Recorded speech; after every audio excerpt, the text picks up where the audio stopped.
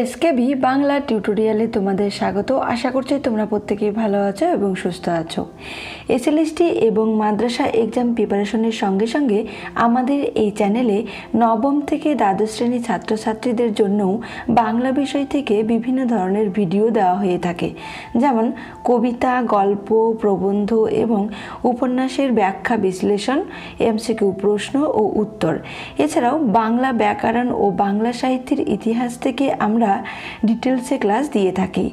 আশা করি এই সকল ভিডিওগুলি অবশ্যই তোমাদের উপকারে আসবে এবং এক্সাম প্রিপারেশন আরও বেশি পাকাপোক্ত হবে। আর তার জন্য আজ আমরা এই ভিডিওতে দশম শ্রেণীর গল্প নদীর বিদ্রোহ থেকে সমস্ত গুরুত্বপূর্ণ তথ্য নিয়ে আলোচনা করব। তো চলো তাহলে দেরি না করে আজকের ক্লাসটি শুরু করছি। সাহিত্য সঞ্চয়ন, দশম শ্রেণী, নদীর বিদ্রোহ গল্প।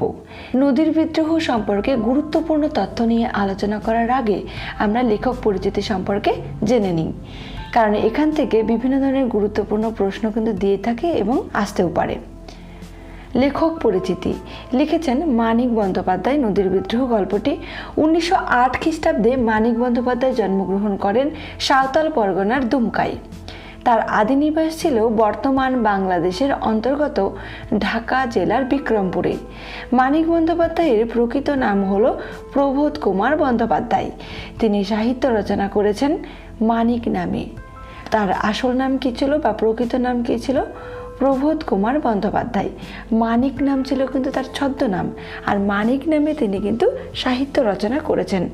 কলকাতার প্রেসিডেন্সি কলেজে অঙ্কে অনার্স নিয়ে পড়ার সময় তার প্রথম গল্প অতসী মামি বিচিত্রা পত্রিকায় প্রকাশিত হয় 1928 খ্রিস্টাব্দে। এই পত্রিকার নামটিও খুব গুরুত্বপূর্ণ, গল্পটির নামও, এমনকি সালটিও কিন্তু খুবই গুরুত্বপূর্ণ। তিনি 21 বছর বয়সে প্রথম উপন্যাস দিবারাত্রির কাব্য রচনা করেন। যদিও তার প্রথম প্রকাশিত উপন্যাস হলো জননী। এখানে কিন্তু মনে রাখতে হবে যে তার প্রথম প্রকাশিত উপন্যাসের নাম হচ্ছে কি? নাম হচ্ছে জননী, আর তার প্রথম রচিত উপন্যাসের নাম হচ্ছে দিবারাত্রির কাব্য। এখানে কিন্তু গুলিয়ে যেতে পারে। এটি 1935 খ্রিস্টাব্দে প্রকাশিত হয়, মানে জননী উপন্যাসটি প্রকাশিত হয় কত সালে? 1935 খ্রিস্টাব্দে। মানিক বন্দ্যোপাধ্যায়ের প্রথম গল্পগ্রন্থের নাম হলো অতসী মামি ও অন্যান্য গল্প, যেটি প্রকাশিত হয় 1935 খ্রিস্টাব্দে। এছাড়াও তার আরও গল্পগ্রন্থ রয়েছে, সেগুলি হলো প্রাগৈতিহাসিক, মিহি ও মোটা কাহিনী, সরীসৃপ, বউ, সমুদ্রের স্বাদ, ভেজাল, হলুদ পোড়া, আজকাল পরশুর গল্প, পরিস্থিতি, ছোট বড়, মাটির মাসুল, ছোট বকুলপুরের যাত্রী, ফেরিওয়ালা, লাজুকুলতা ইত্যাদি। মানিক বন্দ্যোপাধ্যায় লেখক হিসাবে তার আত্মপ্রকাশ ঘটে বিচিত্রা পত্রিকায়। এই পত্রিকাটির নামও কিন্তু খুবই গুরুত্বপূর্ণ। তার উপন্যাসগুলির মধ্যে উল্লেখযোগ্য হলো পুতুল নাচের ইতিকথা, পদ্মা নদীর মাঝি। লেখকের কথা তার লেখা প্রবন্ধের মধ্যে একটি উল্লেখযোগ্য সংকলন। 1956 খ্রিস্টাব্দে মানিক বন্দ্যোপাধ্যায়ের মৃত্যু হয়।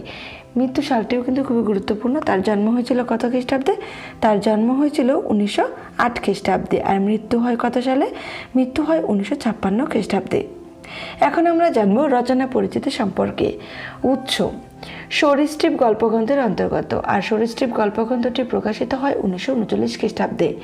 নদীর বিদ্রোহ এই রচনাটি সরীসৃপ গল্পগ্রন্থের নবম গল্প।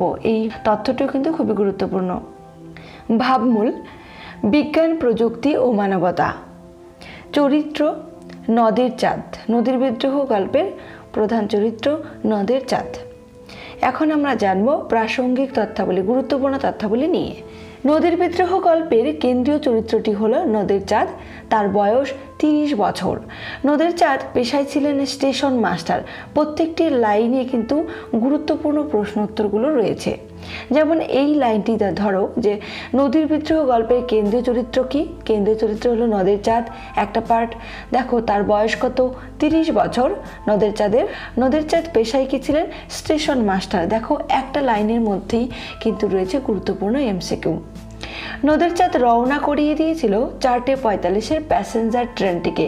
তো এখান থেকে এই ধরনের প্রশ্ন তোমাদের দিতে পারে যে নদীর চাঁদ রওনা করিয়ে দিয়েছিল কোন ট্রেনটিকে, 4:45-এর মালবাহী ট্রেনকে, প্যাসেঞ্জার ট্রেনকে, এই ধরনের অপশন কিন্তু দিয়ে থাকতে পারে।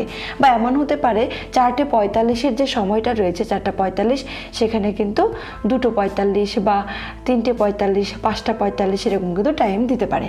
তো তোমাদের সঠিক টাইমটি কিন্তু মনে রাখতে হবে। 4:45-এর প্যাসেঞ্জার ট্রেনটিকে, এই লাইনটি খুবই গুরুত্বপূর্ণ। রচনা অনুসারে বৃষ্টি হয়েছিল টানা 5 দিন। দেখো এখানে কিন্তু নবম শ্রেণীর সাহিত্য সঞ্চয়নে যে তোমাদের পাঠ্য একটা রয়েছে, নবম শ্রেণীতে যারা পড়ো তারা অবশ্যই জানো, এমনকি যারা মাদ্রাসা এবং SLST পরীক্ষায় বসবে তারাও জেনেছো যে সিলেবাসে কলিঙ্গ দেশের ঝড় বৃষ্টির যে কবিতাটি রয়েছে নবম শ্রেণীর সাহিত্য সঞ্চয়নে, সেখানে দেখবে 7 দিন টানা বৃষ্টির কথা বলা রয়েছে।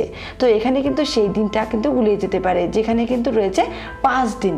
নদীর বিরুদ্ধে কতদিন টানা বৃষ্টি হয়েছিল? 5 দিন। আর কলিঙ্গ দেশের ঝড় বৃষ্টির যে কবিতাটি রয়েছে সেখানে কিন্তু হয়েছিল টানা 7 দিন। এই 5 দিনে নদের চাঁদ নদীকে দেখেনি। নদের চাঁদের জন্ম, বড় হওয়া সবই হয়েছে কোথায়? নদীর ধারে। নদীর সঙ্গে তার এক অন্তরঙ্গতা আছে। যেহেতু নদের চাঁদের জন্ম হয়েছে নদীর ধারে এক গ্রামে বা নদীর ধারেই, তার বড় হয়ে ওঠা, তার বেড়ে ওঠা, বড় হয়ে স্টেশন মাস্টারি করা, সেটাও কিন্তু নদীর ধারেই তার কাজ। সেই জন্য মনে হচ্ছে যে নদীর সঙ্গে তার এক অন্তরঙ্গতা আছে। কার রয়েছে? নদের চাঁদের। নদের চাঁদ এই স্টেশনে আছে কত বছর ধরে? 4 বছর ধরে। নদীর স্রোতে পুরনো একটা চিঠি ছুঁড়েছিল নদের চাঁদ। কে ছুঁড়েছিল? নদের চাঁদ।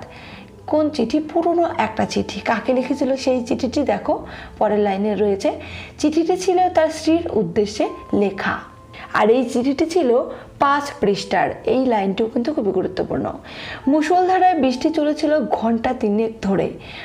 3 ঘন্টা ধরে একদম মুষলধারে বৃষ্টি হয়েছিল।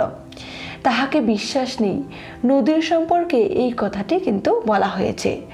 নদের চাঁদকে পিষে দিয়েছিল 7 নং ডাউন প্যাসেঞ্জার ট্রেন। এই লাইনটিও কিন্তু খুবই গুরুত্বপূর্ণ যে নদের চাঁদকে পিষে দিয়েছিল কত নম্বর প্যাসেঞ্জার ট্রেন? 7 নং ডাউন প্যাসেঞ্জার ট্রেন। নদের চাঁদ 4 বছর ধরে সেখানে স্টেশন মাস্টারি করিয়াছে এবং বন্দি নদীকে ভালোবাসিয়াছে। আজকের ক্লাসটি এ পর্যন্তই। ক্লাসটি তোমাদের কেমন লাগলো অবশ্যই কমেন্ট করে জানিও। আর ক্লাস শেষের আগে আরও একটা কথা বলে রাখি, সাহিত্য সঞ্চয়ন 10ম শ্রেণীতে নদীর বিদ্রোহ যে গল্পটি রয়েছে, লিখেছেন মানিক বন্দ্যোপাধ্যায়, সেই গল্পটি তোমরা 2 থেকে 3 বার পড়বে অবশ্যই। আর তার পাশাপাশি আজকের এই আমাদের ক্লাসটি দেখে নেবে। আশা করছি পাঠ্য বই তোমরা যখন পড়বে তার পাশাপাশি এই ক্লাসটি তোমরা যদি দেখো, তাহলে অবশ্যই এখান থেকে যে প্রশ্নই আসুক না কেন তার অ্যান্সার কিন্তু তোমরা করতে পারবে। সবাই সুস্থ থেকো, ভালো থেকো, ধন্যবাদ।